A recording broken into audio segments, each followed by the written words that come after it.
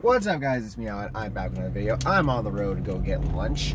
But while I'm out on the road, I wanted to have a discussion. So, Wrestlemania is in less than 2 weeks, which is insane. I'm not yet ready to reveal what I'm going to do as far as Wrestlemania goes in terms of live streams. I will let you know soon enough. But I wanted to have a chat about John Cena. Because, in my personal opinion, I think that between now and next year's Wrestlemania in Philadelphia, Wrestlemania 40, this could be Cena's last run before he retires for good. And I want to talk about what I personally would like to see the rest of the year for him, going into next year, and kind of just go from there. Like, I have a few ideas, and then beyond that, it's really just workshopping it, essentially. So, with that being said, make sure to drop a like, subscribe, and turn on post notifications so you don't miss out on future videos and streams. Trying to get to 800 subscribers by Wrestlemania. Check out the If I Intro Wrestlers short that I posted earlier. It's my 4th one. I've done Kid Bandit, Alexa Bliss, Carmelo Hayes, and now Carmella. So I hope y'all enjoyed. Now, with that being said, let's get into the video. So, at WrestleMania 39, John Cena is set to face Austin Theory for the U.S. title. Now, I am fully expecting Theory to retain. I don't think Cena will beat him. I think they will have Cena put him over. But I, personally, would rather see Cena win. The reason being, put simply, is that Theory has been a cocky prick about wanting to face Cena and wanting to beat Cena. You know, he's done all these photo shoots in Cena gear. You know, he's trying to say that he can do a better Cena than Cena can and all this other stuff. I want to see John humble this man. I really do. Now, don't get me wrong. People like or hate Theory for various reasons. A lot of it has stuff to do with stuff from his past.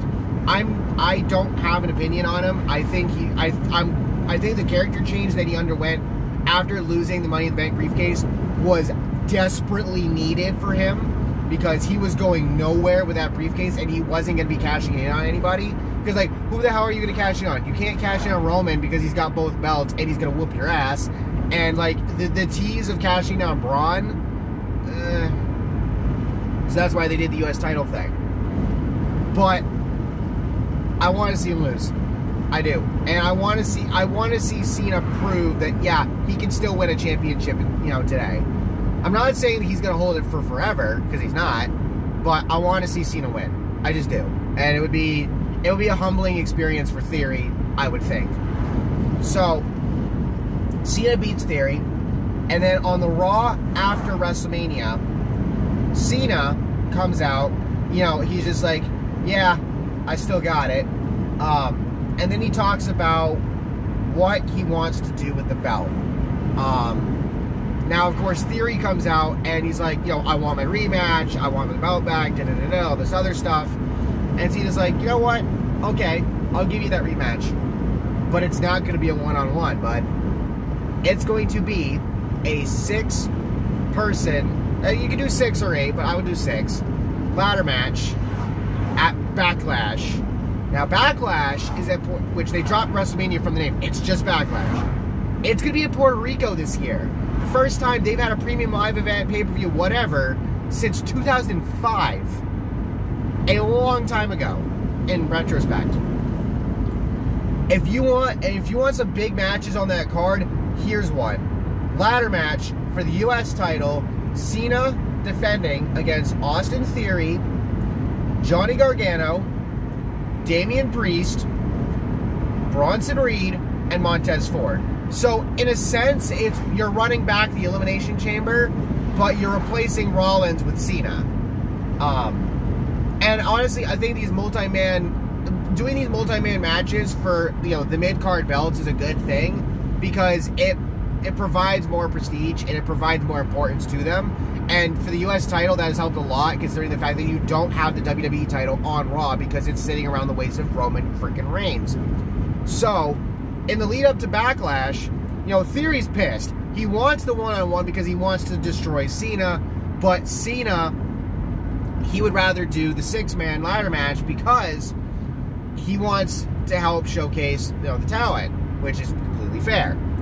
And Theory keeps drawing the ire of everybody else in the match because he keeps saying that, you know, they're not needed, they don't need to be there, all this other stuff. So when we get to the match, literally all 5 of them, or at least 4 of them, not counting Cena, attack Theory right off the bat and just knock his ass out. Just get the fuck out of here. Now, Theory will get into the match later on, a little bit later, and he will get involved. He will have his shots. But the way the match boils down, it's just going to be another showcase of these awesome talents.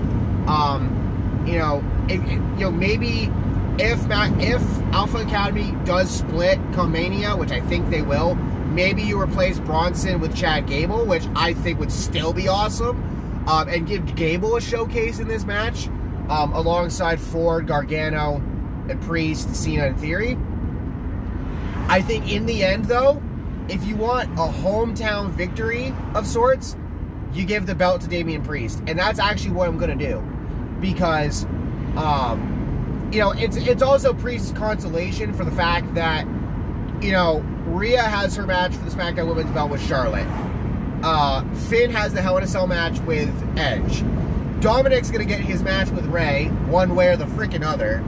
Damian's got nothing to do at Mania, besides probably back up Dominic. So I think you give this to Damian as a consolation prize, and I think it's something where he can hold the U.S. title for a little while, and Theory will keep getting involved, but the belt somehow doesn't end up on him. Like, it could go from Priest to Gargano for a little while, and then Ford. Theory will get it back at some point, or you move him up the card a little bit and have him getting involved towards the main title picture, because I do believe Cody Rhodes will be winning the belts from Roman at Mania, and then the belts get split afterward. So it's entirely possible that you can do that as well. But I think for Theory, you just keep providing foils to his plans to get the U.S. title back, which it gets him to be better and better and better. You go from there. So Cena loses the U.S. title at Backlash.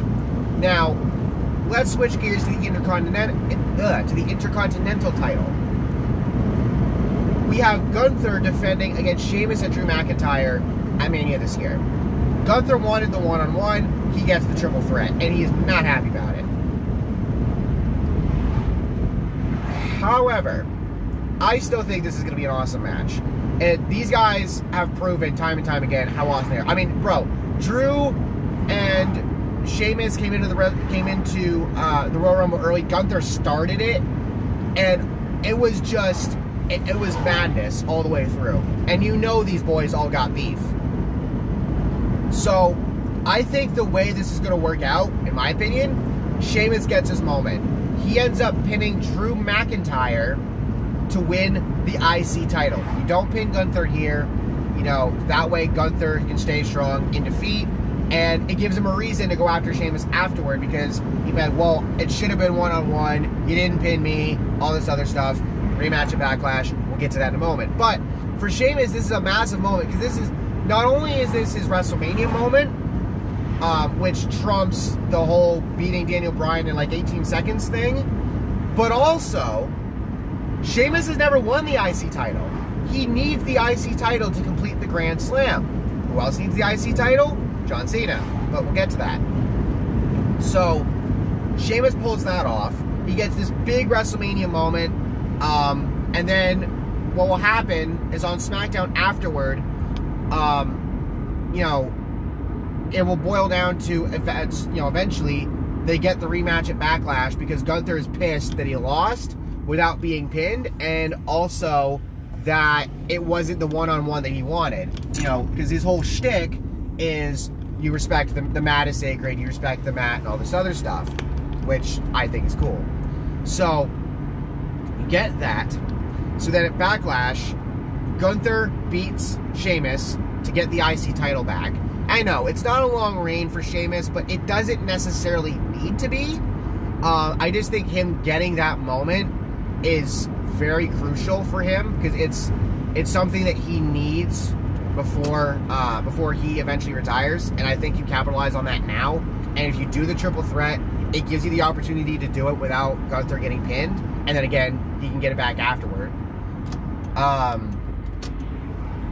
So after Backlash, what happens? Well, Gunther decides he wants to face someone different. You know, he's faced a lot of the same people, Ricochet, you know, Sheamus, etc., for his U.S. title. Now that he has it back, he wants to face someone else. He calls out John Cena on SmackDown. And John's a little confused, because if anybody should be calling Gunther out, it should be him. But the way Gunther explains it is that he respects Cena, and for him, he believes that defending his Intercontinental title over a legend of the business the way that Cena is, because again, Cena has been the face of WWE for so long, he believes that a win over Cena would be massive to his career. And it would be. So, based on the aspect of respect, we get the match. Now, after Backlash, the next Premium Live event is King and Queen of the Ring in Saudi Arabia. And you're probably thinking, so Cena's going to win there, isn't he? Well, yes. But I have my reasons, and I have a plan. Because Sheamus wants another shot, right? Because, again, he only got to hold the belt for like a month. And he gave Gunther his rematch. Fine, but now he wants another shot, you know, and then that way they can settle that between them, right? And Cena agrees because, you know, it's only fair. Gunther immediately is like, but he ends up obliging. So it's Cena versus Sheamus versus Gunther for the IC title at King and Queen of the Ring, Saudi Arabia. I don't like having to book this in Saudi Arabia because I don't like the fact that they go there. It's not the fans, it's the government, but we're going to do it anyway. Cena pins Sheamus to win the IC title. So like Sheamus pinned Drew to finally win the IC belt and finally complete the Grand Slam, Cena does the same to Sheamus to finally get his. Because if we're being honest here, Cena cannot retire without winning the fucking US title. Or sorry, IC title. And completing the Grand Slam. He has to. Because if he does it, it's going to be a fucking disservice. It's the one achievement outside of breaking Ric Flair's record, which I don't think he's going to do, because I don't think necessarily he wants to. You know, leave the memories alone and all that other stuff. Even though Cena should beat it, because, let's be honest, you know, Ric doesn't need that record anymore. But I think that's what you do. I think you do that, and then Gunther's pissed again, because now it's turned personal, because he's been screwed over in 2 straight triple threat matches where he's lost his belt, and now he wants to punish Cena. So we get the rematch. So the rematch ends up taking place at Money in the Bank, with plenty of promo build, but from now up through then to do it. You know, you could say that they'd run a rematch back on SmackDown, and you very well could. However, I think honestly you just save the match for Money in the Bank. I think you just do, honestly. I don't see a reason to do it beforehand. I'd just rather save it. So, they run the match back at Money in the Bank, and Gunther gets the win. He gets his IC title back. And I think afterward, you could have him cut another promo on SmackDown and say, that is the last time anybody is going to take this belt from me. Nobody is taking this from me again. Because honestly, Gunther is an amazing IC champion, and he's one of the strongest dudes in this company. And on top of that, you know, Cena facing him, it's not like facing like Mark Henry or the Big Show. Gunther is literally built different from these guys, from other tall dudes in the company. So, for Cena, that's why you do the triple threat. Obviously, again, Gunther doesn't get pinned, so he stays strong in defeat. And, you know, and I think the moments between Cena and Gunther, both in this match and the Money in the Bank match, will be something to behold. Now, after that, Cena discusses what's next for him. Because now, he got a little bit of a run with the U.S. belt. He finally won the IC title. He completed that Grand Slam. He's not going to go after the WWE title or the Universal title. By, you know, Cody should be holding one of them. I don't know who's going to hold the other at this point in time. But he's looking at it like, yeah, I think I've done everything I need to do.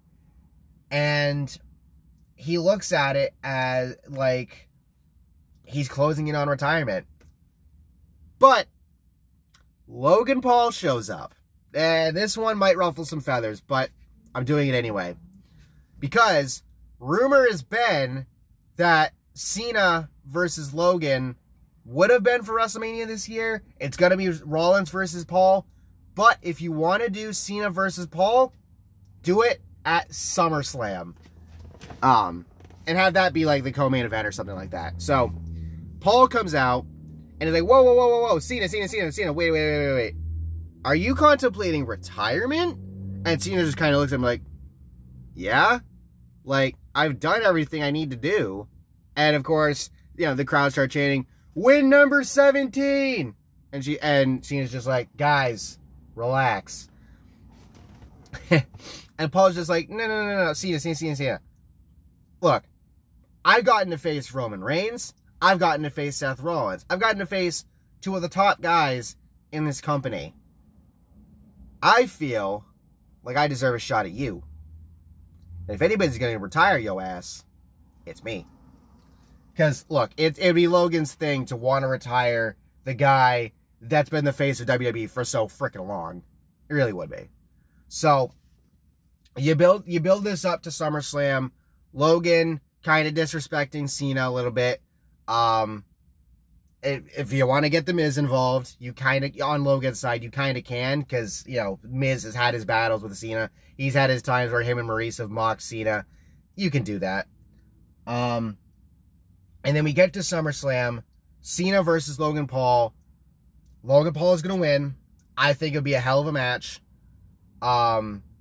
And after that, Cena goes away for a little while. I would have him come back. You don't have to make this specifically a retirement match. I just think that Logan beats him enough to where Cena goes away. And then he comes back around the time as we get ready for WrestleMania 40. And then I think WrestleMania 40 will be his last match. It has to be. His last match has to be at a WrestleMania. And it might as well be at WrestleMania's 40th anniversary. Who it would be against? I don't know. I honestly don't know. Because it really all depends on what WWE looks like going into next year.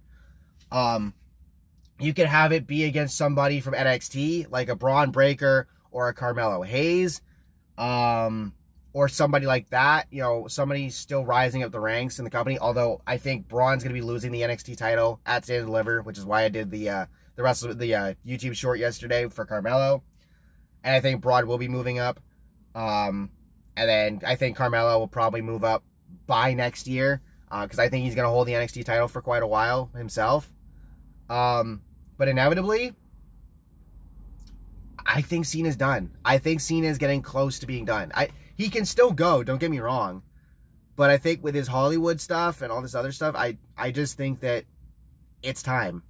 And it's going to suck because Rey is probably going to be done soon, Rey Mysterio. Edge has said that the next time WWE goes to Toronto, which I believe they're going up this year, he's going to retire there. And Cena's probably going to be done soon. That's 3 legends of the business that we've all grown up with, essentially, gone. Add in the fact that I wouldn't be surprised if Brock Lesnar retires at some point and just goes back to living on the farm. The Rock, I don't know if he's ever going to come back for one more match.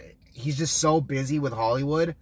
I know people want to see him versus Roman. I just don't know if it's going to happen. You know, like, it's crazy, man. It's crazy that a lot of the stars that we've grown up with are all going to be gone soon. They're all going to be retired. And Randy Orton's another one. Like, I'm seeing stuff about him possibly coming back after WrestleMania. But the thing with him is with the way that his back injury has been described, he could hit one RKO on somebody and he could be done. Or he has to retire the move completely, which the RKO is such a massive part of Randy's brand. I don't think he's going to want to do that. He might just straight up retire. And that's another one of our you know, another one of those legends that we've grown up with, gone. Like, the famous four from that OVW class, Batista, Cena, Orton, and Brock. Batista is basically already retired. And the other three could all be retiring by the end of this year, if not next year. That's insane. But let me know what you guys think down in the comments below. I hope y'all enjoyed. If you have any other ideas for what you would want to see Cena do, like past SummerSlam, who do you think he should face at WrestleMania 40? Let me know in the comments as well. Make sure to drop a like, subscribe, and turn on post notifications so you don't miss out on future videos and streams. Please subscribe. Trying to get to 800 subscribers by WrestleMania. I'll catch y'all next time. Peace.